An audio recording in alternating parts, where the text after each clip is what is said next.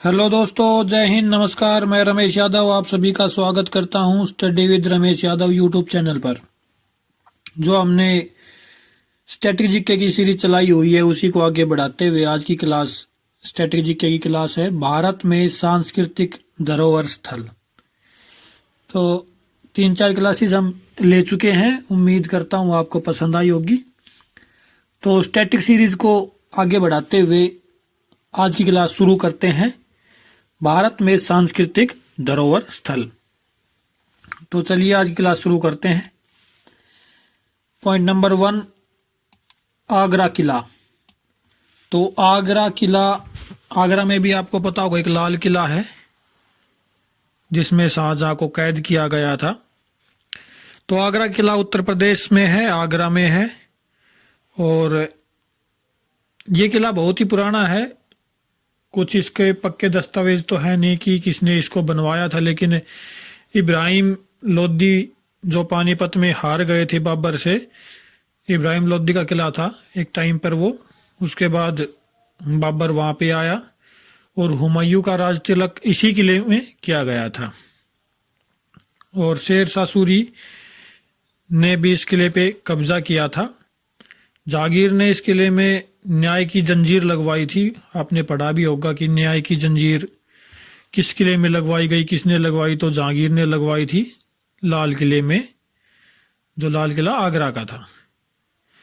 तो आगरा का किला उत्तर प्रदेश में है, आगरा में है। आगे चलते हैं। अजंता गुफाएं। अजंता गुफाएं महाराष्ट्र में है। और जैसे अजंता, एलोरा, ये गुफाएं महाराष्ट्र में, एलोरा गुफाएं भी महाराष्ट्र में है। तो अजंता गुफाएं मुख्यतः बौद्ध धर्म से संबंधित है। इनमें चैत्य बने हुए हैं, विहार बने हुए हैं। चैत्य जो होता है, अगर चैत्य के बारे में नहीं पता तो बता देता हूँ।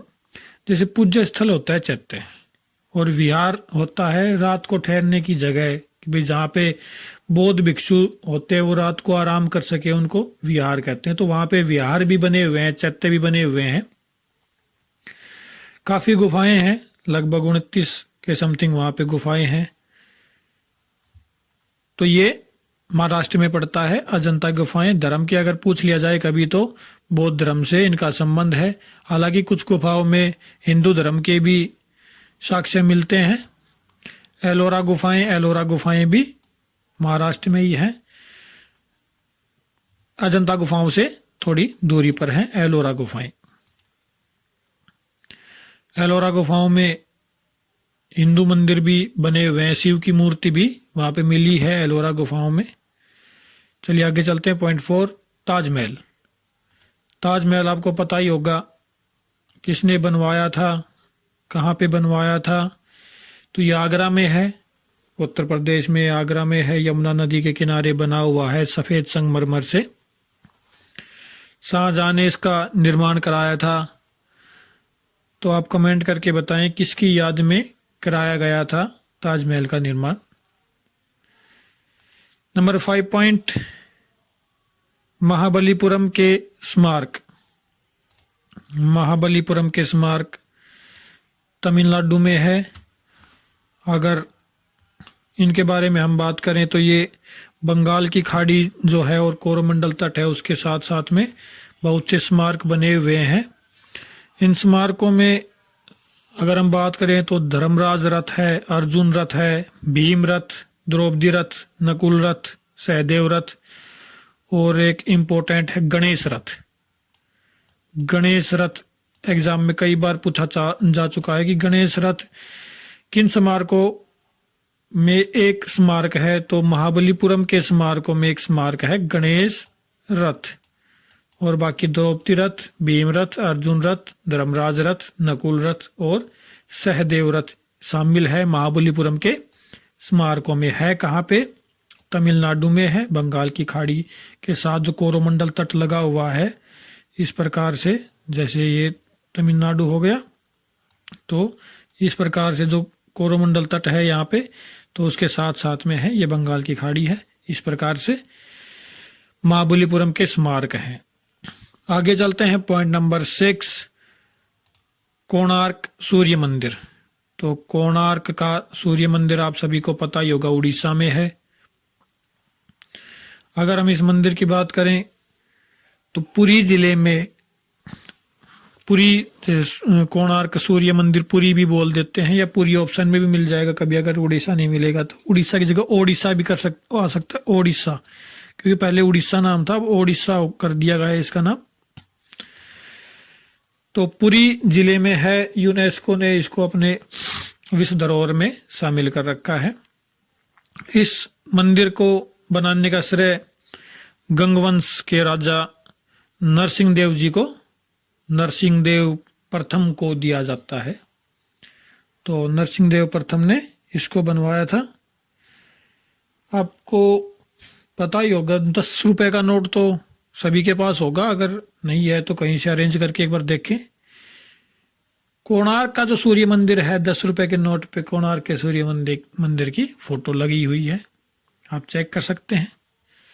तो उससे आपको याद हो जाएगा कि किसने बनवाया था। गंगवंश के राजा नरसिंह देव प्रथम ने इसको बनवाया था। आगे चलते हैं, पॉइंट 7, गोवा के ईसाई घर एवं मठ। तो गोवा में ईसाई घर बनाए गए हैं, तो आपको पता ही होगा गोवा पुर्तगालियों के अंडर था, यह गोवा में ही है। तो पुर्तगाली ईसाई धर्म से संबंधित थे, तो उन्होंने ईसाई घर बनवाए थे गोवा में। Point number 8, Fatehpur Sikri. फतेहपुर सीकरी उत्तर प्रदेश में है और आगरा से लगभग 35 किलोमीटर दूर पड़ता है। फिक्स तो मेरे को देखो याद नहीं है, लेकिन लगभग 35 किलोमीटर दूर है, क्योंकि मैं वहां पे गया हूं। फतेहपुर सीकरी में जो बुलंद दरवाजा बनाया गया है, वो गुजरात विजय पर अकबर ने इसका निर्माण कराया था, गुजरात विजय पर। तो मोस्ट इम्पोर्टेंट क्वेश्चन है कि ये बुलंद दरवाजा किसने बनवाया था, अकबर ने बनवाया था, किस खुशी में, गुजरात विजय की खुशी में बनवाया था फतेहपुर सीकरी। तो फतेहपुर सीकरी अकबर के द्वारा ही बसाया गया था। आगे चलते हैं, हम्पी के स्मारकों का समूह। तो हम्पी आपको पता ही होगा कहाँ है, हम्पी कर्नाटक में है।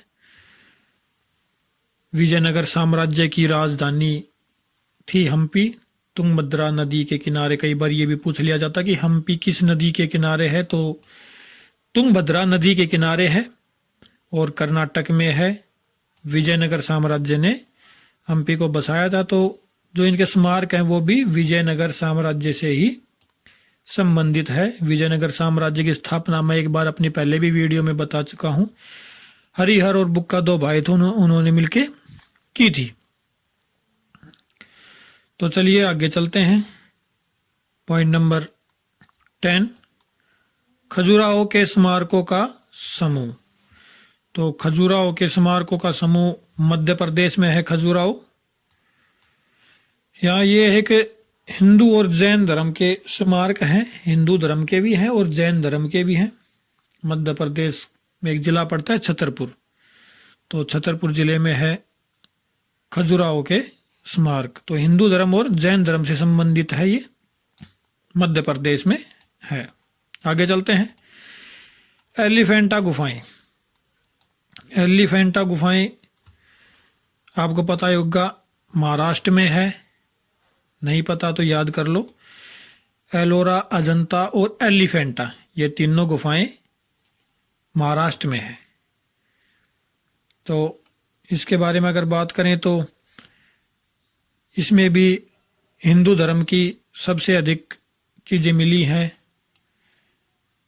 सबसे ज्यादा गुफाएं यहाँ पे हिंदू धर्म से रिलेटेड हैं और कुछ बौद्ध धर्म से भी हैं, कुछ जैन धर्म से भी हैं। आगे चलते हैं, point number 12, great living Chola मंदिर। तो चोल साम्राज्य कहाँ था? चोल साम्राज्य तमिलनाडु में था, चोल साम्राज्य। तो चोल के जो मंदिर हैं वो सभी मंदिर तमिलनाडु में स्थित हैं। आगे चलते हैं, पद्दकल के स्मारकों का समूह। ये कर्नाटक में एक साम्राज्य था। तो पदकल के स्मारक कहाँ है? कर्नाटक में है। आगे है सांची के बौद्ध स्मारक। तो सांची का स्तूप कई बार पूछ लिया जाता है कि सांची का स्तूप कहाँ स्थित है, तो मध्य प्रदेश में स्थित है। तो बौद्ध स्मारक यहाँ पे बता ही दिया कि ये बौद्ध धर्म से संबंधित है। तो सांची के अंदर जो भी स्मारक है वो सभी बौद्ध धर्म से संबंधित है। पॉइंट नंबर 15, हुमायूं का मकबरा। हुमायूं का मकबरा दिल्ली में है। दीन पना, जिनको बोलते थे दीन पना, वहां पे ये स्थित है। अब इसको पुराने किले के नाम से जाना जाता है। आपको पता भी होगा पुराना किला दिल्ली में स्थित है। इसके बारे में अगर हम बात करें तो इसका निर्माण हुमायूं की पत्नी बेगम हमीदा बानो ने बनवाया था। इस मकबरे में 4 बाग शैली दिखाई देती है और भारत में मुगल वास्तुकला का पहला उदाहरण है हुमायूं का मकबरा। कई बार एग्जाम में पूछा जा चुका है कि भारत में मुगल वास्तुकला का प्रथम उदाहरण तो हुमायूं का मकबरा। 4 बाग शैली सबसे पहले कहाँ देखी गई? हुमायूं के मकबरे में देखी गई। ये भारत की बात हो रही है, भारत के सापेक्ष में है ये बातें। आगे चलते हैं। पॉइंट नंबर 16, कुतुब मीनार एवं इसके स्मारक। तो आपको पता ही होगा कुतुब मीनार दिल्ली में महरौली में स्थित है। और कुतुब मीनार थोड़ी सी टेढ़ी है। पहले जब बनानी शुरू की थी तो 2 मंजिल बनाई तो थोड़ी सी टेढ़ी हो गई थी। कुतुबुद्दीन ऐबक ने इसको बनाना शुरू किया था तो थोड़ी सी टेढ़ी हो गई, उन्होंने वहीं पे ये काम छोड़ दिया। और जब इसका निर्माण पूरा करवाया तो इसका निर्माण इल्तुतमिश ने पूरा कराया था। तो शुरुआत किसने की? कुतुबुद्दीन ऐबक ने। और काम पूरा किसने कराया? इल्तुतमिश ने इसका काम पूरा कराया। इल्तुतमिश की बेटी थी रजिया सुल्तान, जो भारत की पहली महिला शासिका थी। चलो वो हिस्ट्री का पॉइंट है, हिस्ट्री में पढ़ाएंगे उसको। आगे चलते हैं। पॉइंट नंबर 7, भारत के पर्वतीय रेलवे दार्जिलिंग हिमालय रेलवे, नीलगिरी पर्वत रेलवे एवं कालका शिमला रेलवे शामिल है। तो इसमें से जो इम्पोर्टेंट है वो है कालका शिमला रेलवे। भारत की नैरो गेज रेलवे लाइन कौन सी है? नैरो गेज रेलवे लाइन है कालका शिमला रेलवे लाइन। तो हिमालय रेलवे हिमाचल प्रदेश, सिक्किम और दार्जिलिंग नीलगिरी जो है वो तमिलनाडु में है, आपको पता ही होगा। आगे चलते हैं। पॉइंट नंबर 18, बोध गया में महाबोधि मंदिर परिसर। तो बोध गया आपको पता ही होगा महात्मा बुद्ध से संबंधित है, बिहार में है। महात्मा बुद्ध को ज्ञान की प्राप्ति हुई थी तो यहाँ पे महाबोधि मंदिर बनाया गया है जो कि बिहार में स्थित है। बौद्ध धर्म से इसका संबंध है। आगे चलते हैं। पॉइंट नंबर 19, भीमबेटका के चट्टानी निवास। भीमबेटका की गुफाएं मध्य प्रदेश में स्थित है। रायसेन जिला है मध्य प्रदेश में, वहाँ पे भीमबेटका की गुफाएं स्थित हैं। और यहाँ पे सतपुड़ा जो पहाड़ियाँ हैं, सतपुड़ा पहाड़ियों के अंदर ये स्थित है। वहाँ पे शैल चित्र पाए गए हैं जो हमारे महाभारत से संबंधित है। और भीम से मेन तो भीम के नाम पे ही तो भीमबेटका पड़ा है। भीम से जो चित्र बनाए हुए हैं वो भीम से संबंधित है, तभी इसका नाम भीमबेटका पड़ा है। चलिए आगे चलते हैं। तो आपको याद हो गया होगा मध्य प्रदेश में है भीमबेटका। गुफाएं पूछ लिया जाए, शैल चित्र पूछ लिया जाए, चट्टानी निवास पूछ लिया जाए, सभी मध्य प्रदेश में स्थित होंगे। और भारत के सबसे पुराने शैल चित्र की बात करें तो भीमबेटका के ही हैं। भारत के सबसे पुराने, क्वेश्चन कई बार आ चुका है एग्जाम में कि भारत के सबसे पुराने शैल चित्र कहाँ पाए गए हैं, तो भीमबेटका की गुफाओं में पाए गए हैं। आगे चलते हैं, पॉइंट नंबर 20, चंपानेर पावागढ़ पुरातात्विक पार्क। तो ये कहाँ है, गुजरात में है, चंपानेर पावागढ़ पुरातात्विक पार्क। इसकी अगर हम बात करें तो यह एक हिंदू राज्य की राजधानी थी, जो जिसका कोई पुख्ता प्रमाण नहीं है। गुजरात में इसके अवशेष पाए गए हैं चंपानेर पावागढ़ के। तो ये एक हिंदू साम्राज्य हुआ करता था, बस इसका इतना ही इम्पोर्टेंट रहेगा। ये कन्फर्म है नहीं अभी तक कि किस हिंदू साम्राज्य की ये राजधानी होती थी, अभी तक कुछ इसका पक्का प्रमाण मिला नहीं है। आगे चलते हैं, point number 21, Chhatrapati Shivaji terminal, जिसको विक्टोरिया टर्मिनल के नाम से जाना जाता था। तो ये मुंबई में है। तो मुंबई आपको पता ही है, अंग्रेजों ने कब्जा कर लिया था। कब्जा तो बाद में किया था, पहले पुर्तगालियों ने कब्जा कर लिया था, उसके दहेज के तौर पे मुंबई को दिया गया था अंग्रेजों को, और अंग्रेजों ने फिर मुंबई पे राज किया था। तो उन्होंने विक्टोरिया टर्मिनल बनाया था, जिसको आज हम छत्रपति शिवाजी टर्मिनल्स के नाम से जानते हैं। एक्सल हरमन द्वारा इसको बनाया गया था, इसका खाका तैयार किया गया था। ये इंपॉर्टेंट नहीं है, लेकिन ये कहाँ है, ये इंपॉर्टेंट है। आगे है पॉइंट नंबर 22, लाल किला परिसर। तो आपको पता ही होगा, लाल किला दिल्ली में है, और पुरानी दिल्ली से जब हम पुरानी दिल्ली रेलवे स्टेशन से थोड़ा आगे जाते हैं तो लाल किला आता है। शाहजहां ने बनवाया था लाल किला। तो चलिए आगे चलते हैं, पॉइंट नंबर 23, जंतर मंतर। तो जंतर मंतर जयपुर में नहीं, जंतर मंतर और भी हैं, दिल्ली में भी है। तो सबसे जो मेन है वो जयपुर में बताया जाता है, लेकिन दिल्ली में भी है, उज्जैन, मथुरा और वाराणसी। दिल्ली, जयपुर, उज्जैन, मथुरा और वाराणसी में है जंतर मंतर। जंतर मंतर मेनली क्या है, एक तरीके की वेधशाला है, टाइम भी बताती है, घरों की दिशा भी बताती है। तो मेनली तो टाइम हम देख सकते हैं, बाकी हमारी समझ से बाहर है वो चीजें। सवाई राजा जयसिंह जी थे, उन्होंने इसको बनवाया था, लगभग 1734 के समथिंग इसको बनवाया गया था। आगे चलते हैं, पॉइंट नंबर 24, राजस्थान के पहाड़ी किले, चित्तौड़गढ़, कुंभलगढ़, रणथंबोर किला, गागरोन किला, आमेर किला और जैसलमेर किला। तो नाम से ही पता चल रहा होगा राजस्थान के हैं। चित्तौड़गढ़ जिले में पड़ता है। कुंभलगढ़ किला है, महाराणा प्रताप का किला था कुंभलगढ़ किला। तो ये सभी राजस्थान से इनका संबंध है। तो आप राजस्थान जीके कभी पढ़ेंगे तो इनके बारे में आप डिटेल से पढ़ सकते हैं।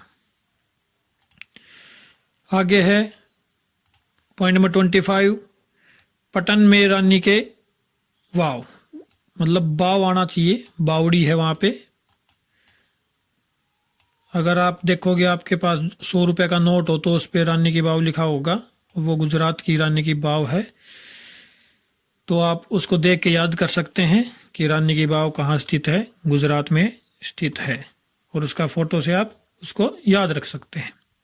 100 रुपए के नोट पर होती है।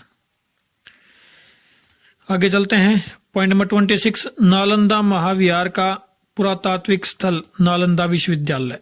तो आपको पता ही होगा, नालंदा विश्वविद्यालय बिहार में है, और उस समय का ये सबसे बड़ा विश्वविद्यालय था। बताया जाता है कि बख्तियार खिलजी ने जब इसको ध्वस्त किया था, जब इसमें आग लगाई गई थी, तो वहां पे इतनी किताबें रखी हुई थी कि वो आग 6 महीने तक जली थी। तो आप सोच सकते हैं कि बख्तियार खिलजी की वजह से हमने क्या खोया है। हमारा इतिहास बहुत सी जो खोजें थी वहाँ पे लिखी हुई थी, तो 6 महीने तक वहाँ पे आग जली थी, इतनी किताबें थी। तो नालंदा विश्वविद्यालय को ध्वस्त कर दिया गया था। तो अब जो स्थल बचे हुए हैं पुरातात्विक स्थल, वो बिहार में स्थित हैं।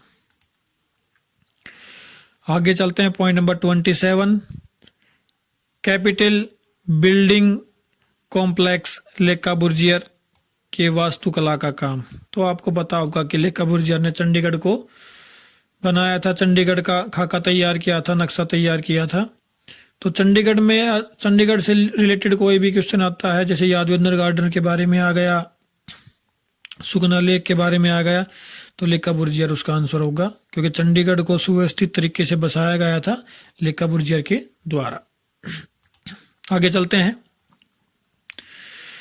Point number 28, Ahmedabad. अहमदाबाद आपको पता ही होगा गुजरात में है। विक्टोरियन गोथिक और आर्ट डेको असेंबल, ये है मुंबई में। इंपॉर्टेंट है नहीं, इतना कोई ज़रूरी नहीं है इसको याद करना। आगे चलते हैं, भारत के प्राकृतिक धरोहर स्थल जिनको शामिल किया गया है। काजीरंगा राष्ट्रीय पार्क, तो आपको पता ही होगा काजीरंगा राष्ट्रीय पार्क असम में है। 1916 में काजीरंगा खेल अभ्यारण्य बनाया गया था इसको, और 1985 में यूनेस्को ने इसको विश्व धरोहर स्थल का दर्जा दिया था। तो यहाँ पे एक सींग वाले गैंडे पाए जाते हैं काजीरंगा राष्ट्रीय पार्क में, असम में है ये। दूसरा है केवलादेव राष्ट्रीय पार्क, राजस्थान में है। केवलादेव भरतपुर डिस्ट्रिक्ट है राजस्थान का, वहाँ पे है केवलादेव राष्ट्रीय पार्क, तो ये याद होने चाहिए। मानस, मानस भी आपको पता ही होगा कि असम में है मानस भी, मानस जंगली अभ्यारण्य, तो आप मानस से याद रख लेना, मानस असम में है। सुंदरवन की हम बात करें तो सुंदरवन डेल्टा कहाँ बनता है? पश्चिम बंगाल में बनता है सुंदरवन डेल्टा, ये तो सभी को याद ही होगा। तो सुंदरवन राष्ट्रीय पार्क पश्चिम बंगाल, सुंदरवन राष्ट्रीय पार्क पश्चिम बंगाल है। पॉइंट नंबर 5, नंदा देवी एवं फूलों की बाड़ी राष्ट्रीय उद्यान, ये कई बार पूछा जा चुका है कि फूलों की बाड़ी राष्ट्रीय उद्यान कहाँ स्थित है? उत्तराखंड में स्थित है। तो नंदा देवी पर्वत है उत्तराखंड में, तो उससे आप रिलेट करके उत्तराखंड राष्ट्रीय उद्यान याद रख सकते हैं, उत्तराखंड में है, और फूलों की बाड़ी उत्तराखंड में स्थित है। पश्चिमी घाट, घाट आएगा या घाट नहीं आएगा? घाट आएगा। तो पश्चिमी घाट कहाँ स्थित है आपको पता ही होगा, पश्चिमी घाट केरल, कर्नाटक, तमिलनाडु इतना नहीं आएगा, तमिलनाडु नहीं आएगा इसमें, तमिलनाडु पूर्वी घाट पे पड़ता है, और महाराष्ट्र ये पश्चिमी घाट पे है।